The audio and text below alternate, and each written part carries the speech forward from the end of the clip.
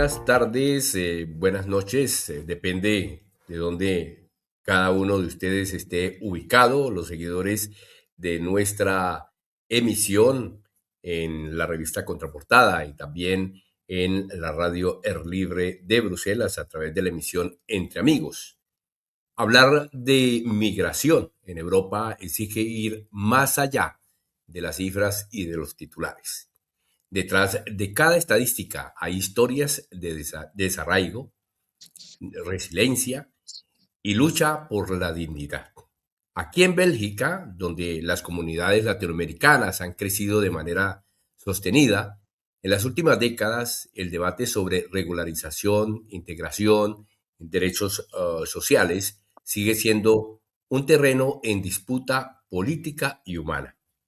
Iván Salazar, asistente social en Bruselas y referente en temas migratorios, ha acompañado durante años a personas en situación irregular, solicitantes de asilo, familias atrapadas en los laberintos administrativos del sistema europeo.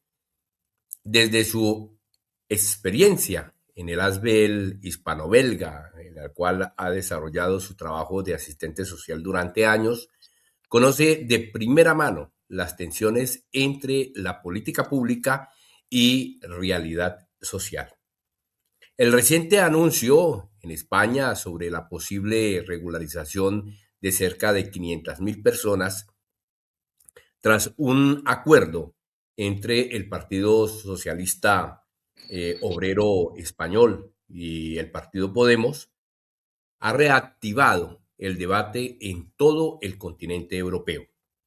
¿Es viable una medida similar en otros países? ¿Qué impacto tendría en Bélgica? ¿Estamos ante un cambio de paradigma o frente a una respuesta coyuntural?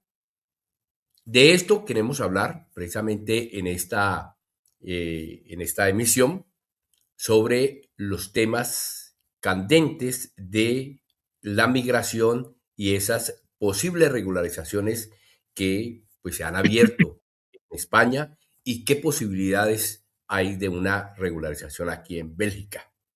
Le doy entonces la bienvenida a Iván Salazar a esta emisión. Muy buenas tardes, buenas noches, Iván. Bienvenido a nuestra emisión. Buenas noches, Hugo, y buenas tardes a todas las personas que nos ven en Contraportada. Muchas gracias, primero que todo, por darme esta oportunidad de informar a todas las personas inmigrantes y a las personas interesadas frente a los procesos de regularización. Pues bien, Hugo, como para entrar en contexto, hay que decir que en Europa, el acuerdo sobre la migración y asilo fundamental que se llevó a cabo en el 2023 y 2024 determina un curso nuevo en la política migratoria para los países europeos. Y sabemos pues que las necesidades, digamos, o las leyes también en algunas partes para la entrada o la salida de las personas inmigrantes cambia en función de los países, en función de las necesidades, en función, digamos, de toda una serie de elementos que determina la política nacional. A pesar de este acuerdo migratorio europeo, pues podemos decir que hoy en día hay una comparación donde hay dos polos completamente opuestos. En Bélgica, el gobierno actual ha dicho en manos de los diferentes secretarios de Estado a la migración o la ministra actual, de que es el momento donde hay una política muy restrictiva, muy dura, muy cerrada frente a los procesos de asilo y migración, como lo han dicho en los medios de comunicación en Bélgica y en otras partes, los responsables del oficio de extranjero. En España, pues como tú bien lo acabas de decir, el Consejo de Ministros, a partir de un acuerdo en que se llegó el martes 27 de enero del 2026, a partir de un real decreto que debe promulgarse muy pronto, pero que ya es un acuerdo político, se abre una regularización. En Bélgica, al contrario, la última regularización digamos, colectiva fue en el 2008-2009, que fue un fracaso completo porque muy pocas personas lograron esa regularización económica. Y en Bélgica prácticamente hubo una gran regularización en el 2000 y esa del 2008-2009 por eh, conceptos que eran más de captar los trabajadores migrantes que estaban en situación irregular. Por el contrario, España ya tiene una historia de regularizaciones donde parten de elementos mucho más amplios, ya sea por el trabajo o ya sea por una regularización humanitaria de situaciones particulares. Y lo podemos ver claramente en el sentido en que, por ejemplo, en la última gran regularización en España, más de 800.000 personas en la época, digamos, del 2003 a 2004, obtuvieron sus documentos de identidad y eran trabajadoras y trabajadores migrantes que entraron a la legalidad y aportaron a la sociedad y eso permitió pues a la seguridad social española un flujo importante, pero también a las personas les permitió estabilidad, les permitió poder reagrupar sus familias, les permitió poder tener acceso a la seguridad social, evitar la explotación. En Bélgica, al contrario, hoy en día hay más de 160.000 personas en situación irregular, sin papeles, dicen en el público belga, que se encuentran en situación muy precaria. Y también muchos demandantes de asilo que se encuentran durmiendo en la calle porque el sistema de asilo ha cerrado. Y Bélgica lo dice claramente, es el momento más duro y más álgido donde se aplica una política férrea de reformar la ley. De hecho, ya se ha hecho para la nacionalidad. Antes era mucho más fácil, hasta el año pasado. Ya en estos momentos es mucho más exigente las leyes, las condiciones de los que están legales y quieren tener la nacionalidad. De entrada, pues hay que pagar 1.000 euros, pero hay que tener unos certificados de prueba del conocimiento de la lengua y otra serie de elementos muy importantes que restringen enormemente eso.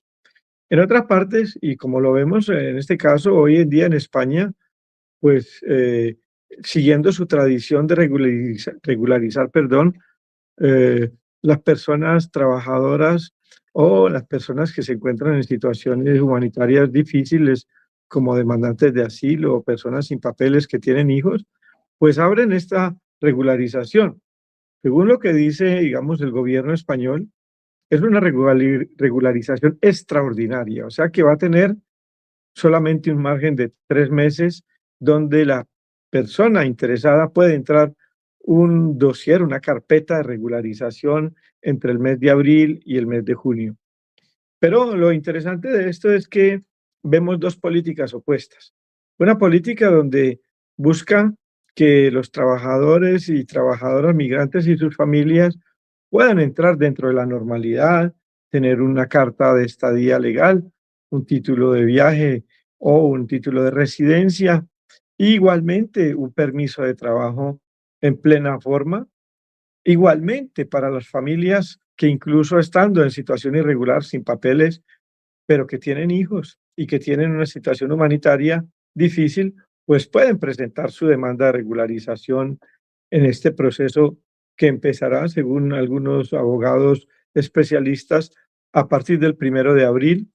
En estos momentos el acuerdo es un hecho político, solo que en España, de acuerdo a la ley, se está reglamentando de una manera objetiva y preparando toda la administración para poder recibir ese 500.000 de personas que quieren regularizar. Quisiera que de pronto nos explicaras qué diferencia estructural existe entre el modelo migratorio belga y el modelo migratorio español. Eso es importantísimo para que las personas que escuchen esta o que vean esta entrevista puedan entender ese margen que hay entre las dos estructuras. Bueno, cada país, Hugo, gracias por eso, es importante esa introducción. De acuerdo a sus leyes, de acuerdo a su visión política, mm, abre una ley o la cierra para la migración de acuerdo a lo que es el flujo de inmigrantes, pero también de acuerdo a las necesidades que el país tiene o de acuerdo a una visión política y social. En Bélgica, actualmente, una regularización de personas sin papeles solo se puede hacer caso por caso, individualmente. No hay más, desde hace ya más de 12 años, ninguna regularización colectiva.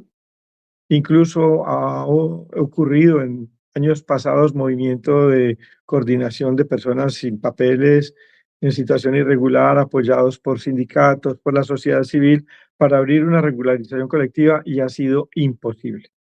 Porque desde el gobierno hay una visión férrea de cerrar el flujo migratorio y se ha transformado la ley para restringir cada vez más. Como bien lo decía, no solamente las personas en situación humanitaria, como las personas que se encuentran en la calle o las personas que llevan a Bélgica pidiendo asilo por una situación de un conflicto en sus países.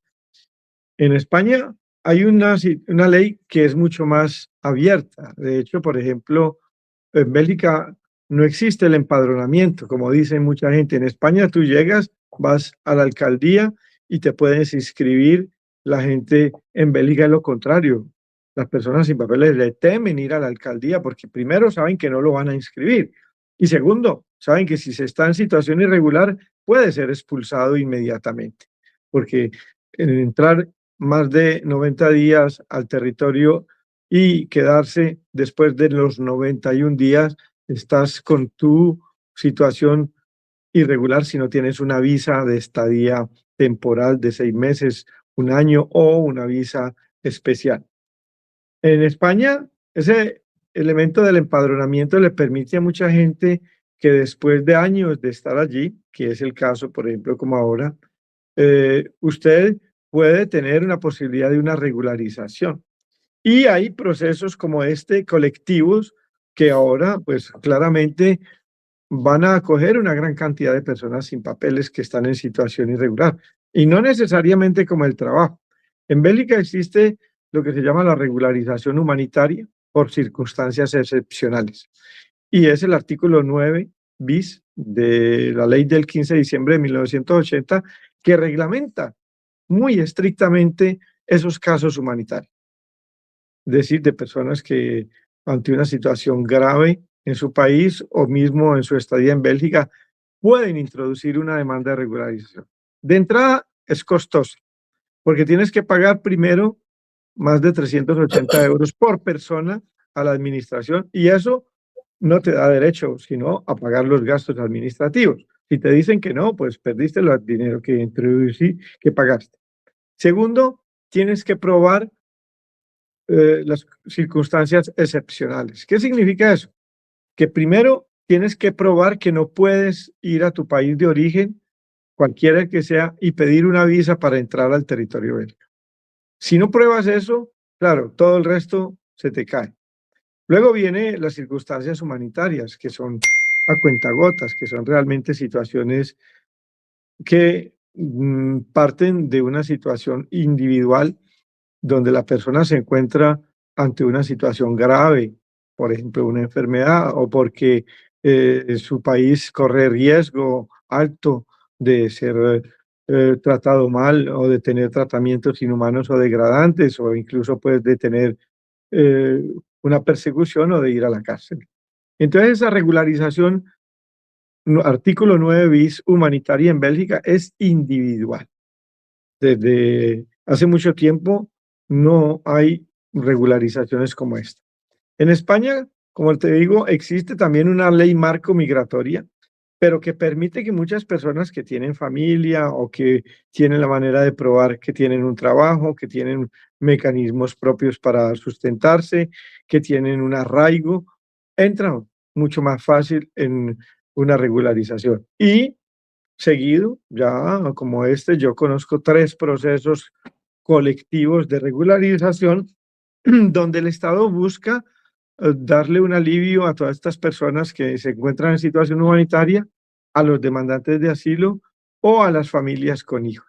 Entonces vemos 2 tipos de leyes donde dentro del mismo continente hay una visión que es favorecer un poco más la gran cantidad de personas que se encuentran y que de una manera u otra están integradas en el país, pueden presentar un contrato de trabajo, tienen hijos, tienen familia, están, digamos, insertas allí.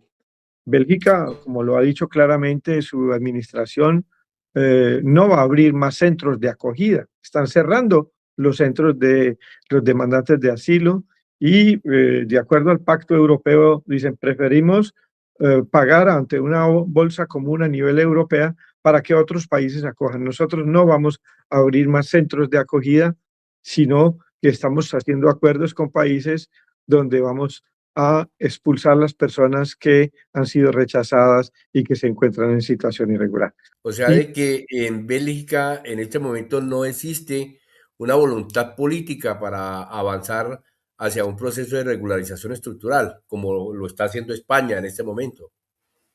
para nada, porque Hugo, para poder que haya una regularización de ese tipo se necesita una ley, igual como en España. Aquí en España el Consejo de Ministros el 27 de enero publicó el decreto real de una regularización extraordinaria. En Bélgica, igual, se necesitaría eso, se necesitaría que un parlamentario presentara ante el Senado un proyecto de regularización, se discutiera y se aprobara. Claramente no hay ningún proyecto, se ha intentado en los últimos 10 años lanzar esas propuestas, pero ningún partido político de la coalición del gobierno belga, ni de esta ni de las tres anteriores, ha aceptado esa posibilidad de abrir un espacio para una regularización colectiva. Y muchos analistas lo dicen claramente. En Bélgica no va a haber más regularizaciones colectivas, antes lo contrario. Hay una reforma muy fuerte a la ley migratoria que busca cerrar, digamos, la entrada, el flujo migratorio, cualquiera que sea por reagrupación familiar, que sea por las demandas de asilo. Por eso Bélgica habla de que hay países seguros. Por ejemplo, en estos momentos para Colombia, para los que sepan, Bélgica está rechazando las demandas de asilo de los colombianos y las colombianas. ¿Por qué? Para Bélgica, Colombia es un país seguro. Y igualmente, entonces uno ve esa situación donde en Bélgica no hay ningún proyecto ni siquiera una iniciativa política para regularizar las personas que están en la calle sin papeles. Hablamos, hace 3 años decía la coordinación de sin papeles que eran 160.000. Me supongo que en estos momentos puede haber unos 10.000 más con todas las respuestas negativas que han obtenido los demandantes de asilo y también las personas sin papeles. Y la situación humanitaria es lamentable. Uno ve en la calle gente durmiendo bajo los puentes, en los metros, en muchos sitios que fueron rechazados en sus demandas de regularización y no hay ninguna perspectiva en los próximos 3 años de que el gobierno actual vaya a hacer una regularización colectiva estilo en España. Una regularización amplia fortalecería el Estado social o podría, como sostienen muchos sectores, generar un efecto llamado, o sea, de que la gente venga masivamente a Bélgica, como suponen aquí. Eso no es cierto, eso es una creencia que no es fundada en ninguna parte. Ni siquiera en España, por ejemplo, en estos momentos, o en Italia, o en cualquier país que quiera hacer una regularización colectiva, va a haber un efecto de llamada. Le explico por qué, Hugo. Porque cuando se hace una regularización colectiva, estilo para que aprovechemos un poco para hablar de eso en Bélgica, como fue en el 2000, ¿no? Que hubo el 15 de diciembre de 1999, se creó una regularización a empezar el 1 de enero del 2000 y decía claramente que toda persona que quisiera hacer una regularización en ese momento que hubo la regularización, tenía que probar haber estado en el territorio belga 3 meses antes, igual que en España ahora. Todos los países que hacen una ley de regularización extraordinaria, el primer elemento que hacen es decir, esta regularización es para, primero que todo, las personas que prueben que estaban en el país a tal fecha. Por ejemplo, en este caso, para España, fue igual que en Bélgica. En Bélgica dijeron, para los que se regularizaron en el 2000, tenían que probar con un documento, no que decir yo llegué, no, tenía que probar con el pasaporte, con una inscripción en el municipio, con una demanda cualquiera que había hecho, que estaba 3 meses antes. Normalmente se pone un periodo como de 3 a 6 meses. Igual, en Bélgica como en España, allí actualmente eso. Entonces, ese eufemismo de que va a llegar gente, sí, hay gente que se va pensando que van a poder probarlo, pero si no prueba que usted estaba en Bélgica o en España a tal fecha, 3 meses antes de que salió la ley, no entra. Entonces, la gente que se desplaza pierde el tiempo y van a quedar por fuera, y la gente lo sabe muy bien. Y es un elemento interesante de análisis, porque, por ejemplo, al mismo tiempo, para este caso, yo aprovecho para hacer, digamos, el paralelo, muchas personas que estuvieron en España el 31 de diciembre del 2025, ¿ah? Que es la fecha clave y es la fecha a la cual hay que partir en el momento para los que se van a regularizar en España, tienen que probar que estaban en diciembre, no al 31, antes del 31, probar que estaban ya en España antes del 31. O sea, que todos los que ahora corran a irse a España pierden el tiempo, porque sí, claro, a excepto aquellos, porque también, y ahí quiero aclarar para los que en este caso les interesaría retornar a España. Si, por ejemplo, usted, digamos, voy a tomar el caso, usted es venezolano, colombiano, o latinoamericano, o africano, no importa, donde quiera que usted sea, y hizo una demanda de asilo en España en julio del 2025, o en septiembre, o en octubre, o en diciembre, usted tiene el primer elemento de la ley. Es decir, puede probar que estaba en España antes del 31 de diciembre del 2025. O sea que entra en el primer elemento. Toda persona que tiene deseos de entrar en esta ley en España. Entonces, ese tipo de debate que va a ser un efecto de llamada es publicidad, es la propaganda que trata de limitar, pero todo país que lanza una regularización siempre pone una fecha anterior a la promulgación de la ley, donde dice usted tiene que probar que estaba aquí antes, mucho antes de eso. Ese es un primer elemento. ¿Qué impacto económico puede tener la regularización en términos de empleo formal, por ejemplo, de seguridad social y, por qué no, de recaudo fiscal para el Estado? Pues bien, mira, te voy a dar dos ejemplos. En Bélgica, por ejemplo, hay un investigador muy importante que hizo, digamos, unos análisis de la regularización que hubo en el año 2000, donde más de 63.000 personas tuvieron sus papeles y se regularizaron.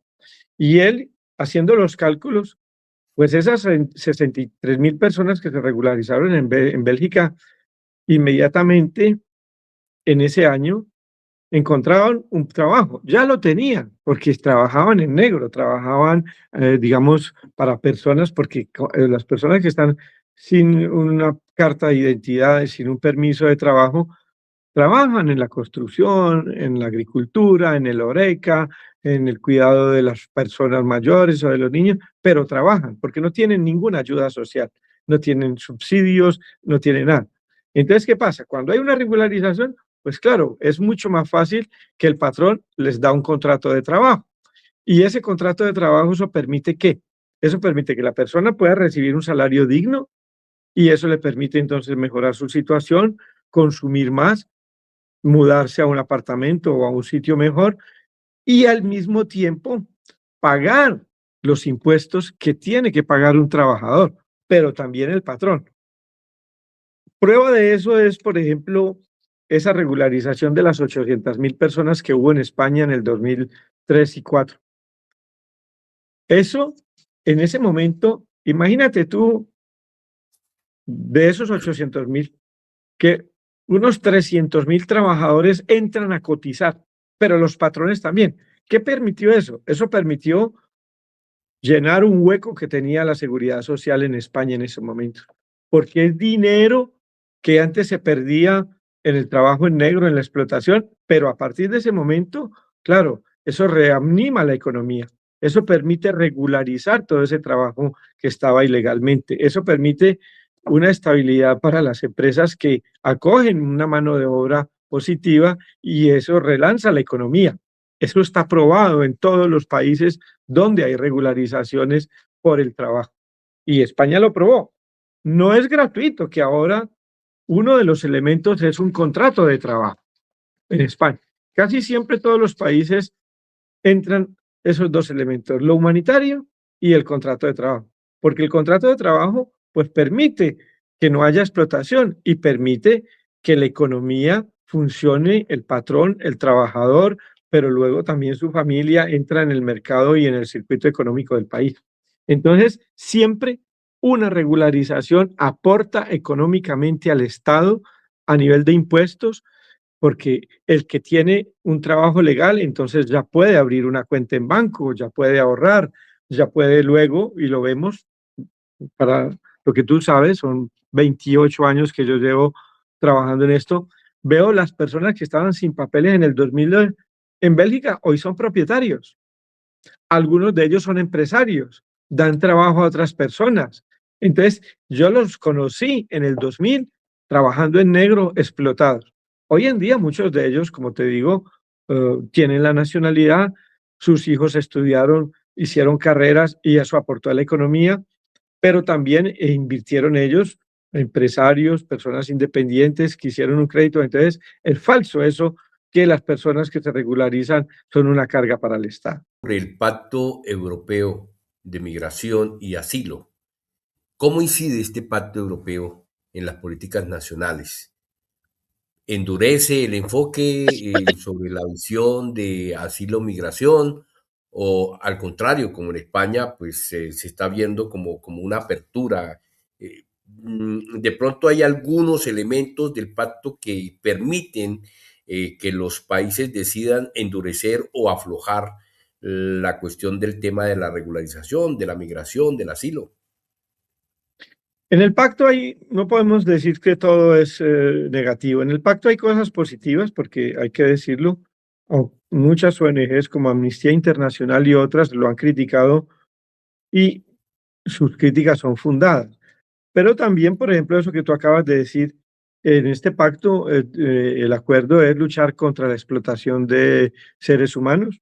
Es un elemento que es verdad, es decir, permite eso.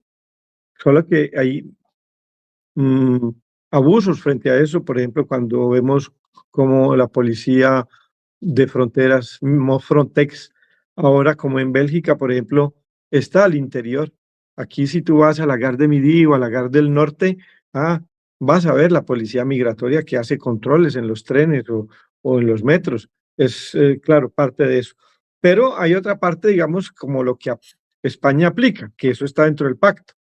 Es decir, es buscar por una regularización y un flujo de migración controlada, que la gente pueda entrar legalmente con sus visas, que pueda entrar legalmente a los países con un permiso de trabajo y que las situaciones humanitarias sean tratadas realmente con un acompañamiento. Eso es parte dentro del pacto, pero es más el 80% restrictivo que hay, porque es un acuerdo que busca sobre todo cerrar fronteras y algo que está en tela de juicio ante eh, el derecho internacional es, por ejemplo, extender las fronteras del país. Me explico. Por ejemplo, la Unión Europea ha hecho acuerdos con Túnez, ha hecho acuerdo con Siria, ha hecho acuerdo con otros países del este, donde, como ustedes lo saben, en Francia, en Italia recientemente la Corte Suprema rechazó el transfer de personas demandantes de asilo que habían sido rechazadas a centros de detención en los países de los Balcanes, ¿sí? En Albania u otros, se crearon centros para retener personas que se han venido a países de la Unión Europea, los rechazan y en vez de enviarlos a su país de origen, los envían allí, que son como campos de detención. Lo vimos claramente en Siria, esos campos que lo han denunciado Amnistía Internacional y otras ONGs, que los tratamientos inhumanos y degradantes, las explotaciones y tráfico de personas o el tratamiento cruel e inhumano que se da allí es fuerte. Entonces, por ejemplo, en ese pacto permite eso, que un país, cualquiera, pueda, vía la Unión Europea, decir, ok, le vamos a dar dinero a Turquía, a Túnez, para que allí construya unos checkpoints, como unos centros de entrada, es decir, extender las fronteras de Europa hacia afuera de Europa para quien quiera venir aquí, pues pidiendo asilo, primero tiene que pasar por esos filtros y desde ahí hacer la demanda. Y si ahí le dice que no, lo devuelven a su país sin ni siquiera entrar. Eso es muy criticado y eso es un elemento muy negativo porque, claro, en esos centros se va a dar un tratamiento rapidísimo, expedito, para decir no, y mucha gente que corre peligro en sus países de origen, sobre todo en la protección internacional, van a verse devueltos a sus países de origen. Además, que esos centros de retención no están reglamentados, no están controlados. Cada país donde se hagan los centros lo controla, pero las críticas que se hacen actualmente es que la gente vive, por ejemplo, han mostrado algunos videos donde hay gente que vive en container, hacinamiento o en campos de detención que están cerrados, que no se le permite a la gente, digamos, visitas ni tener una asesoría jurídica y protección real.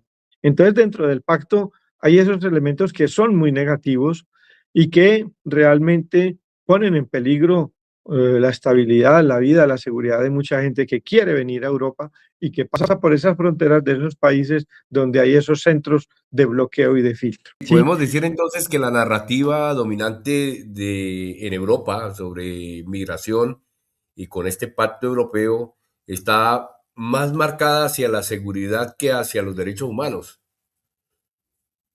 Claro, organizaciones como el CIRE, la Coordinación de Iniciativas para los Refugiados Extranjeros y sus juristas que hacen un lobby a nivel de Bélgica y a nivel internacional lo han dicho claramente. Por ejemplo, los acuerdos de la Convención de Ginebra peligran en su integridad frente a este tratamiento de las personas que piden la protección internacional porque no alcanzan a llegar a un país europeo a pedir la protección. Y es un país tercero el que hace la acogida.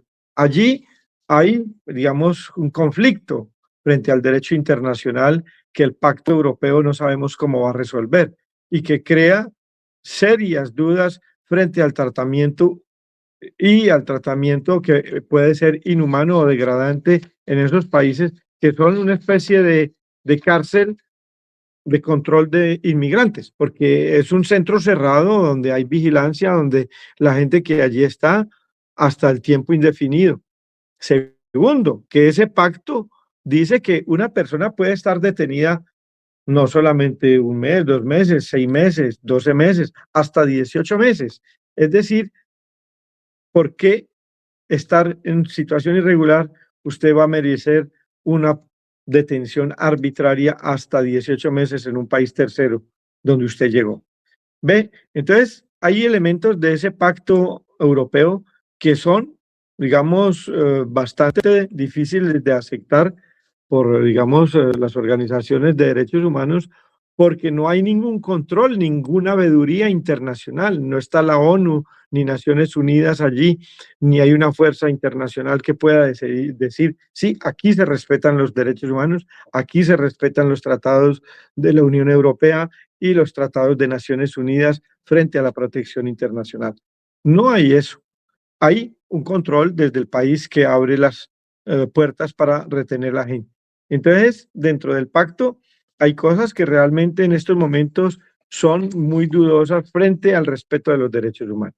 Y hay casos graves donde se ha documentado que las personas que viven allí pueden ser metidas a un calabozo o detenidas, digamos, y es la autoridad del centro de detención quien decide, no un país donde pidió asilo. ¿Cómo ha influido el crecimiento de fuerzas políticas de derecha y ultraderecha en Europa en el diseño de estas políticas migratorias para la Unión Europea? Sí, ha influido porque, por ejemplo, digamos que en los últimos años hay una tendencia a criminalizar la migración. Hay una tendencia a asimilar el inmigrante como un delincuente, como una persona que viene a aprovecharse de los beneficios del país, como una persona que viene a aprovecharse de la seguridad social o que viene a quitarle el trabajo a los connacionales de cada país.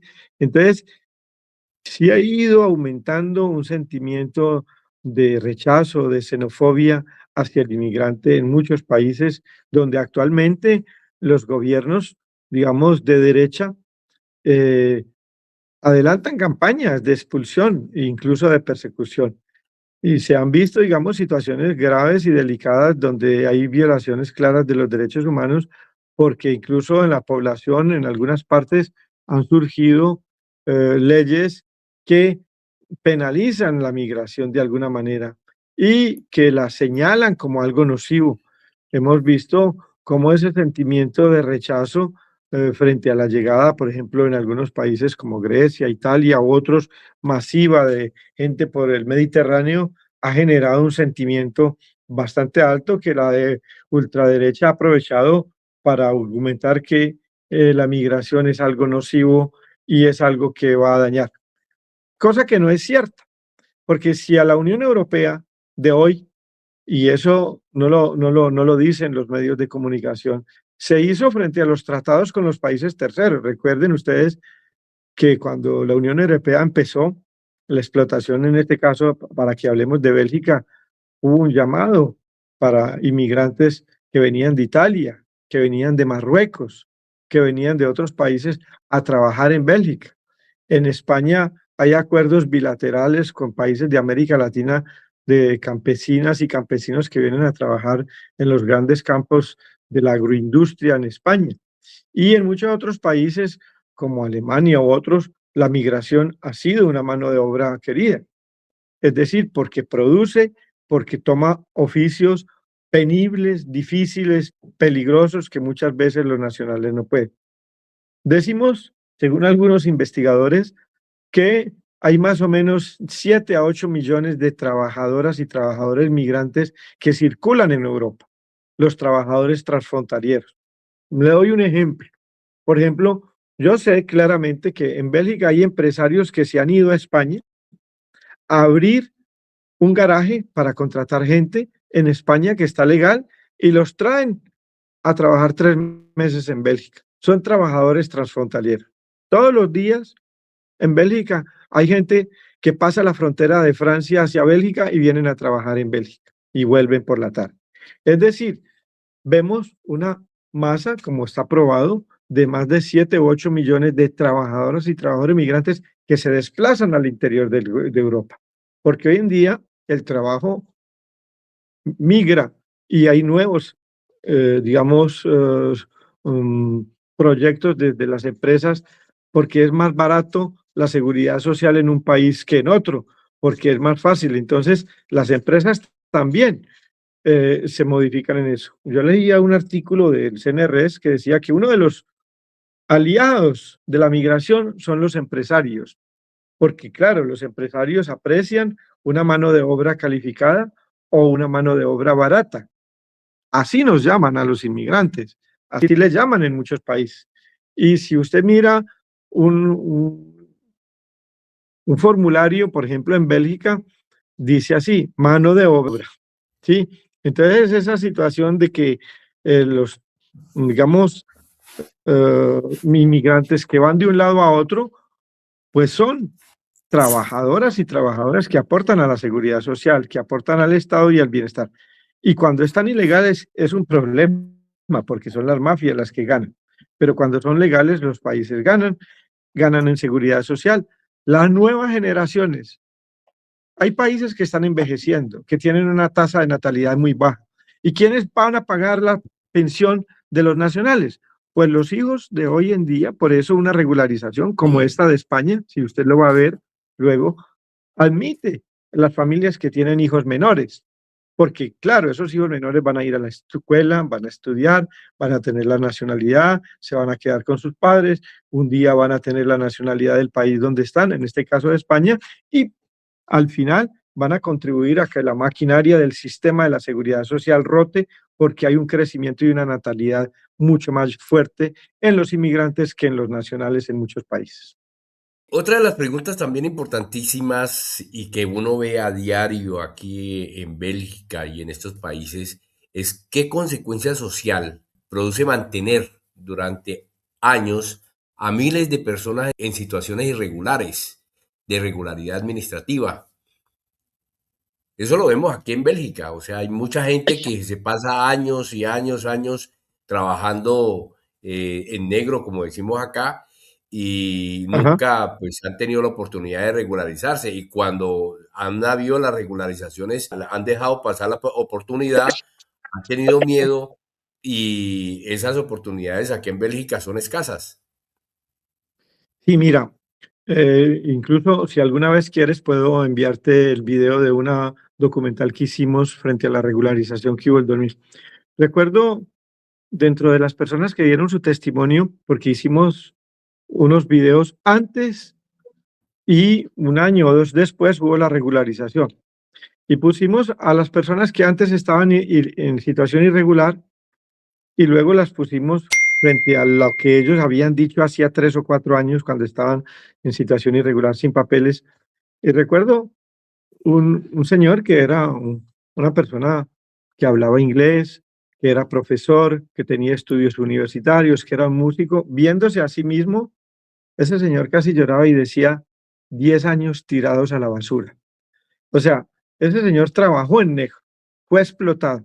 Cuando empezó a estar legalmente, pues hoy en día es propietario, tiene su casa, tiene un trabajo legal.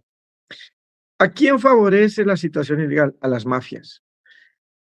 La gente paga para tener un permiso de trabajo falso. La gente paga para que lo pasen de un país a otro, a las mafias. La gente paga para que los pasen del Mediterráneo al otro lado y donde usted sabe hoy en día el Mediterráneo es un cementerio a cielo abierto, miles de personas han muerto ahí. ¿Quiénes se benefician? Los traficantes de seres humanos. Vemos hoy en día en ciertas ciudades donde esos traficantes son gente peligrosa, son mafias que se han fortalecido porque la gente paga para encontrarse con su familia. Conozco un chico aquí que lo han expulsado 3 o 4 veces, pero toda su familia es belga, aunque sean de otro país. Y siempre que lo expulsan, le mandan el dinero para que venga. Y cada vez tiene que hacer el viaje por otra parte para pagarle a esas mafias. Ahora está en un proceso de regularización. Finalmente, posiblemente puede tener sus papeles cuando toda su familia está aquí. Entonces, los que ganan primero son esas mafias.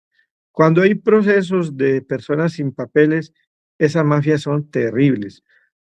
Explotan la gente. Conocemos casos de gente que los traen, los meten a una casa y allí los sacan a las 6 de la mañana, los llevan a trabajar en un edificio, en un chantier, en una obra, vuelven y lo recogen por la tarde y les cobran hasta el agua que se toman, porque son personas que no conocen la lengua, que no aprenden la cultura del país, que están dependiendo de un explotador que al mismo tiempo es un traficante. Entonces, los que ganan en primer lugar son eso.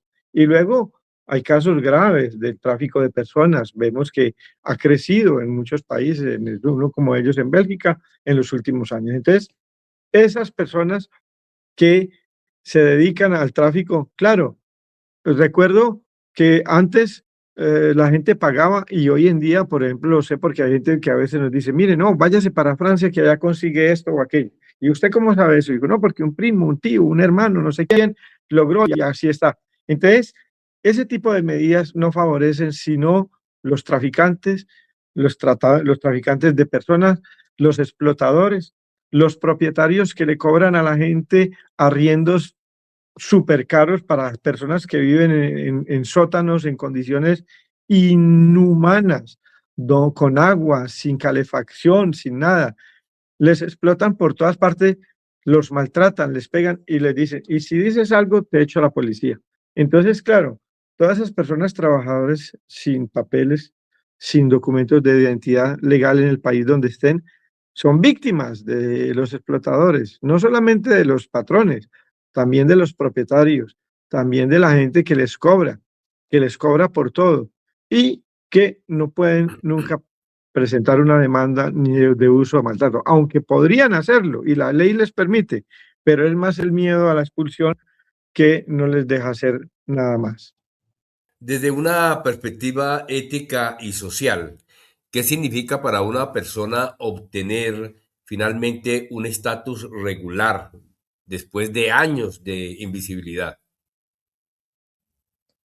Mira, hay muchas cosas dentro del derecho internacional, el derecho a tener una vida digna, es poder vivir con sus hijos y su familia. Por ejemplo, ahora, con esta ley, con el Tratado Europeo, con la ley que en Bélgica restringe la reagrupación familiar. Muchas personas incluso que se casan, ¿verdad? Para darte un ejemplo, y su cónyuge vive irregular, en situación irregular, porque no tiene los medios económicos para tomarle a cargo, porque es una persona que está en la pensión o que tiene una situación difícil de una invalidez o algo.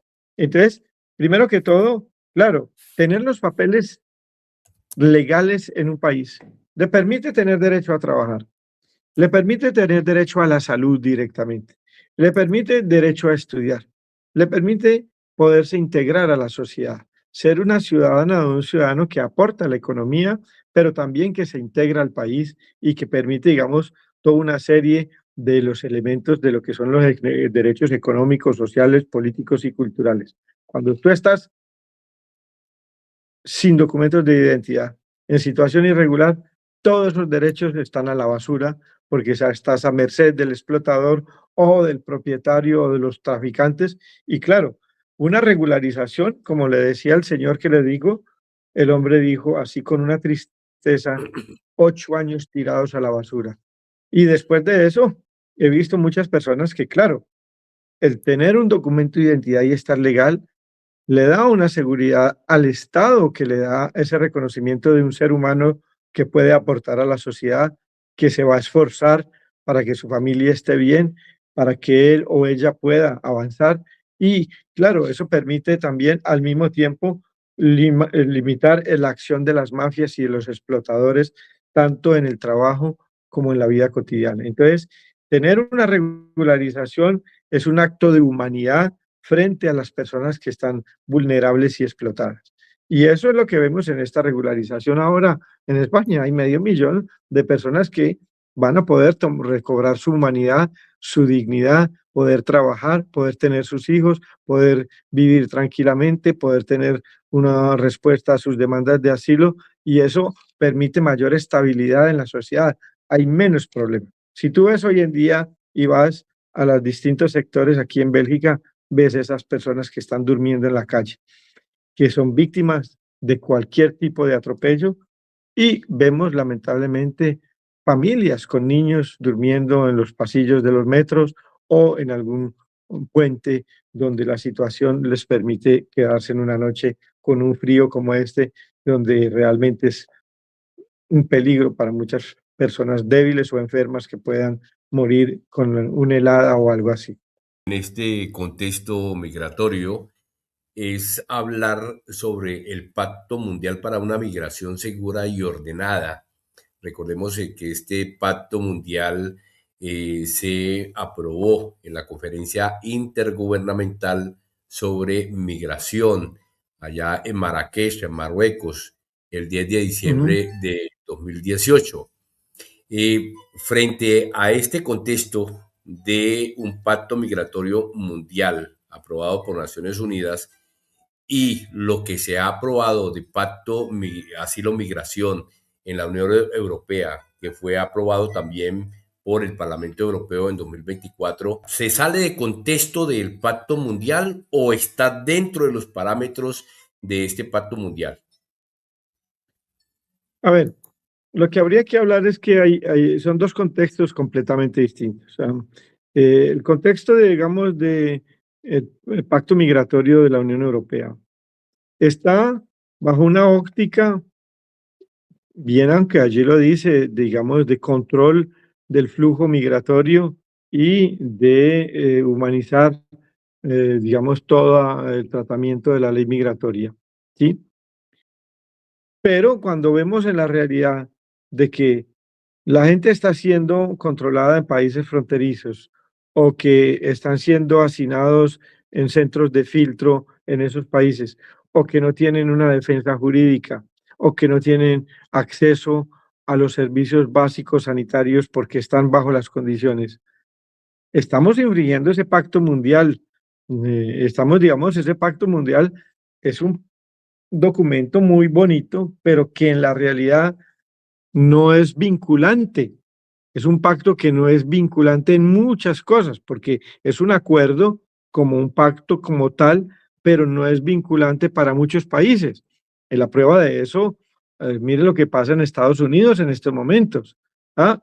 Es decir, muchos países no firmaron, realmente no se acogen a eso.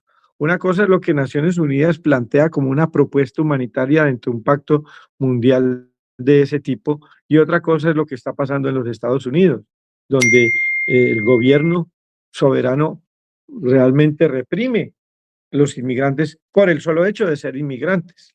Entonces, yo diría, en mi opinión, humildemente, que el Pacto Mundial de las Migraciones es un documento que está para construirse y que pasarán años antes de que pueda tener, digamos, de todos los países del mundo, porque cuando hablan mundial, estamos hablando de países donde la situación de los inmigrantes es terrible. Recuerden ustedes aquellos inmigrantes de Bangladesh que denunciaban los tratamientos inhumanos y degradantes que tuvieron que vivir cuando fueron a trabajar a otros países del Medio Oriente, y que vivían en condiciones realmente inhumanas a 40 grados de temperatura trabajando y no les pagaban y los expulsaban o los encerraban.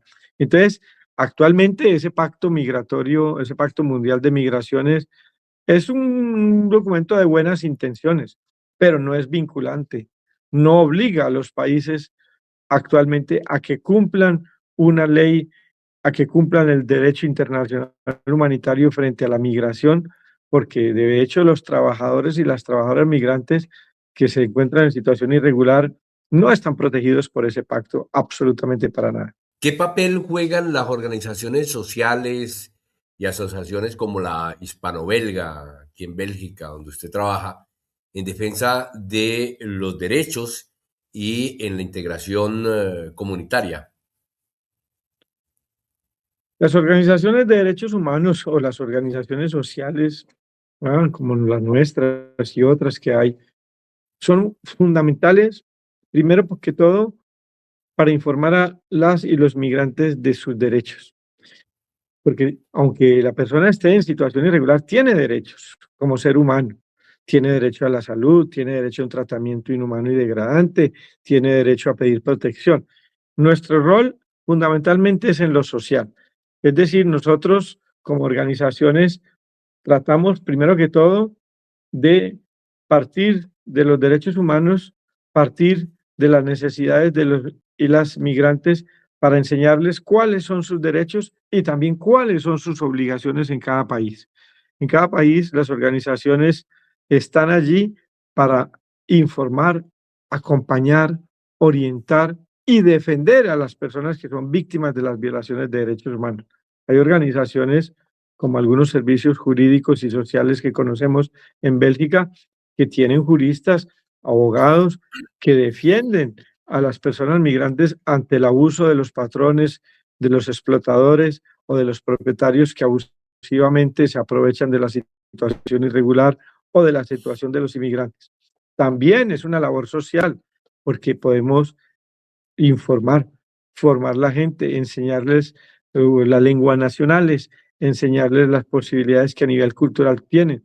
Realmente somos unos intermediarios que permiten que muchas personas puedan encontrar un proceso de inserción en la vida social y cultural y profesional, porque les orientamos hacia la búsqueda de trabajo, hacia la búsqueda de una educación con ellos y sus familias en un acompañamiento real que busca defender sus derechos, pero también enseñarles a vivir en sociedad, en otra cultura que no es la propia, pero que puede acogerlos y que la gente aprenda que es una ciudadanía nueva, que es un momento de aprender de otra cultura y aprovechar todo lo bueno que hay para poder vivir en armonía. Entonces, estas asociaciones son fundamentales. Lo vemos ahora en el invierno, lo vemos ante las crisis humanitarias. Son los primeros que están cuando hay una catástrofe, cuando hay una situación de urgencia, porque tienen o tenemos los medios para alojar la gente, para informarlos, para defenderlos, para acompañarles en un proceso de inserción social y profesional. Esta entrevista va a ser vista por mucha gente acá en Europa y bueno, y también en América Latina, pero pues la gente que está acá en Europa, que ha pasado por España de pronto o que de pronto tiene, cumple con algunos parámetros que está diseñando esa ley para regularizar a esas 500.000 personas que pretende el Estado español. ¿Qué le aconsejaría a usted en este momento? Bueno, lo que haría es informar lo siguiente, o sea, esto fue un acuerdo político que el Consejo de Ministros el martes 27 de enero del 2026 decidió crear una regularización colectiva. En esta regularización, yo lo que repito es como que la gente que vive en otra parte y que nunca pasó por España no se haga ilusiones de que irse para allá va a obtener, porque no lo va a obtener. Lo primero es decirles, los que estuvieron en el 2025 en España y estuvieron más de 5 meses y en estos momentos hicieron una demanda de asilo mientras estuvieron allí, pues pueden entrar dentro de esta regularización porque es uno de los criterios. Los que hayan hecho demandantes de demanda de asilo o protección internacional y estuvieron en España antes del 31. Algunos de esos lo digo porque muchos de ellos, dado lo lento que es el proceso, se fueron a otros países, a Francia, a Bélgica, a Italia, y están en proceso, pues claro, si pueden probar que allí tienen la posibilidad en estos momentos de haber mostrado de que estuvieron allí, pues entran en el proceso. Segundo, para las personas que se encuentran en una situación humanitaria difícil, también si están en España o vivieron allí, pueden acreditar la permanencia en España en el 2025, entran dentro de este elemento bajo unos criterios que son fundamentales a decir. Y si dentro de eso esas personas tienen hijos menores, igualmente la ley les protegería. Pero atención, hay algunos elementos claros que es dentro de lo que se ha sacado hasta ahora, porque falta una circular de aplicación que debe estar saliendo en el mes de marzo, porque tiene que estar antes del 1 de abril. Es decir, esta regularización va a permitir trabajar a las personas y va a permitir desde el momento en que se haga la regularización, 15 días después, puede trabajar inmediatamente hasta que le llegue la definitiva. También las personas pueden trabajar en cualquier parte del país y desplazarse al interior. Igualmente, estas solicitudes deben presentarse en los municipios donde estuvieron viviendo, porque cada alcaldía va a hacer lo necesario para que esto se haga. Es muy importante que la gente sepa que muchos documentos tienen que mostrar su estadía, las citas médicas, un contrato de alquiler, una factura, el empadronamiento con el histórico que hicieron en el municipio donde estuvieron, en fin, dentro de esos también un billete, digamos, de transporte, y dentro de eso también muchas cosas como la escolarización de los hijos, o los envíos de dinero o documentos laborales que tuvieron. Realmente es una posibilidad para esas personas que realmente estuvieron ahí. Es decir, esta regularización va a dar una posibilidad a la gente que nos escucha en este momento y que es un proceso que fundamentalmente tiene dos tipos de personas, los demandantes de asilo y las personas que están en situación irregular, que están sin papeles y que hicieron una demanda o no, que está en proceso, no importa si les dijeron que no, pero si en estos momentos pueden probarlo, entrarían. Nosotros desde nuestro programa estaremos dando la información apenas salga la ley de migración en España, cumple los elementos para estas personas de las que estoy hablando, que si viven en España o estuvieron allí en el 2025 y pueden mostrar esos 6 meses, pues claro, entrarían dentro de eso y claramente es una posibilidad de combinar Ahora, no toda la información que ellos van a producir tiene que ser pública.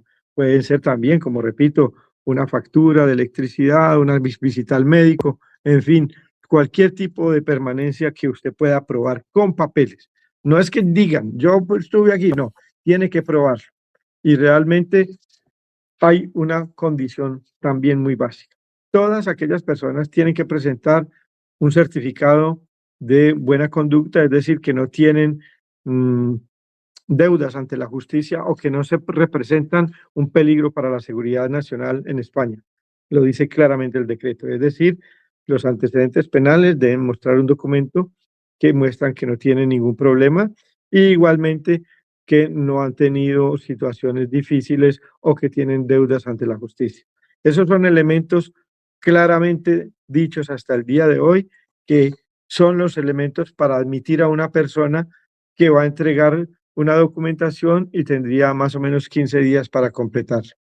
Se pueden empezar a preparar los documentos, mirar los documentos de identidad de sus hijos, los permisos que tienen cuando llegaron, los pasaportes, mirar si tienen alguna multa en alguna parte, porque esto podría ser un problema delicado para aquellos que alguna vez no pagaron metro, tran o transporte o tienen una deuda y nunca la cubrieron. Ahí van a poder tener un problema en ese caso. Entonces, mi consejo es que todos aquellos que se sientan dentro de esas dos condiciones, estar en España el 31 de diciembre del 2025 o antes, haber hecho una demanda de asilo o haber hecho un empadronamiento o tener pruebas de la residencia, pues podrían entrar y además, si tienen un patrón que les pueda dar un trabajo, mucho más fácil entran dentro de esto, pero ojo, alguien que se vaya y encuentre un patrón que le va a dar un trabajo, pero no tiene pruebas de que estuvo allá antes del 31 de diciembre, no entra, porque como tú lo dijiste al comienzo, el efecto de evitar la llamada es claro en esta ley. Mi consejo es que hay algunos servicios, digamos, jurídicos que dan información, hay algunas radios que están preparando, digamos, programas en España, radios comunitarias en Valencia, en Madrid, en otros sitios, que van a informar a las personas para que estén atentos a ello. Finalmente, Iván, pues agradeciéndote mucho por haber concedido esta entrevista y aclarado este tema tan importante para toda la diáspora, para toda la migración latinoamericana y de otros países que en este momento podrían entrar en los parámetros de esta nueva regularización que se abre en España. Eh, ¿Qué mensaje enviarías a estas comunidades migrantes latinoamericanas y de otros países que hoy viven entre la incertidumbre y la esperanza? Pues lo primero que yo les digo es que las personas que están en situación irregular y que viven en esa incertidumbre, lo primero es aprender la lengua del país donde viven, porque eso le permite conocer la cultura, tener contacto con los nacionales y avanzar en un proceso de inserción, porque es fundamental. Segundo, pues muchas de las personas que están siendo víctimas de la explotación, pues eso, en el caso de España, decirles a sus patrones que, bueno, va a haber esta regularización, pregúntenles si están dispuestos o no a darles un contrato de trabajo. Lo digo eso por la experiencia de que muchos patrones son muy humanitarios y claro, ven con aprecio el trabajo de las personas que cuidan sus hijos o sus personas mayores o trabajadoras y trabajadoras que se esmerzan y les pagan porque quisieran regularizarlo, pero no tienen con qué. Este es el momento para que la gente desde ya comience a hablar, porque ha ocurrido muchas veces como consejo que cuando usted le dice a su patrón, me regulariza, dice, no, no, no, no, antes lo echa porque le da miedo de que vaya a denunciarlo. Entonces es bueno que se vayan preparando. Segundo, que vayan recogiendo los documentos necesarios, como a nivel de todo lo que les acabo de decir, facturas, documentos de médicos, de la escuela, que vayan preparando una carpeta frente a todo eso, que prueba la estadía allí, que prueba los hijos, que prueba la demanda de asilo, que prueba su estadía, e ir preparándose lo más que puedan para recoger esos documentos para cuando salga la ley en abril. Estamos, según lo que me decía un amigo abogado, debe salir bueno, ejecutarse ante el 1 de abril y el 30 de junio, en esos 3 meses, para que no los coja la tarde. Y igual, aquellos que tuvieron una multa o algo, pregunten y miren a ver si la pagan antes de que venga la regularización, no vaya a ser que por eso pierdan, cosa que recuerdo aquí, hubo gente que le salió en el momento de su regularización que tenía una deuda a la justicia, se había chocado manejando por aquí, por allí, que, bueno, lo que quieras tú, y eso va a ir al traste con cualquier proyecto, porque cosa que se hizo, ahí está en la historia para que no se vayan a llamar sorprendidos. Lo otro, pues que sí, mucha suerte a todas y todos y ánimo, la esperanza de la gente cuando está en un país en esta situación, siempre tomen foto de los documentos, guárdenlos, déjenlos a una persona de confianza, guarden huellas de lo que han hecho, de los patrones, de lo que han trabajado. Todos esos documentos pueden ser útiles en el futuro en una regularización como esta o en otra que quizás podrá venir en el futuro en cualquiera de los países donde se encuentra. Iván Salazar, asistente social en Bruselas, en la Asociación Asbel Hispano-Belga, que es un referente en temas migratorios aquí en Bélgica y también en Europa. Pues muchas gracias por haber estado con nosotros en esta emisión. Esperamos tenerlo nuevamente tratando este tema de la migración en otra emisión, porque esto va para largo, este es un tema bastante extenso, esto no para aquí, vamos a hacerle seguimiento a este tema de migratorio y además cuáles van a ser los resultados que va a tener esta nueva apertura que se abre en España hacia una regularización masiva de por lo menos 500.000 personas. Entonces, a ustedes, amigos oyentes, amigos seguidores de tanto de la revista Contraportada como de la emisión Entre Amigos en la radio Er Libre de Bruselas, estén atentos a estas emisiones y pues esperamos de que también difundan esta entrevista para que mucha más gente pueda tener esta valiosa información que hemos obtenido en esta entrevista. Un gran abrazo, Iván. Espero tenerte nuevamente por Gracias a aquí ti, Hugo, y a próximamente. todos. Que tengan ustedes buenas noches. Muchas gracias y mucha suerte para todas y todos. Gracias.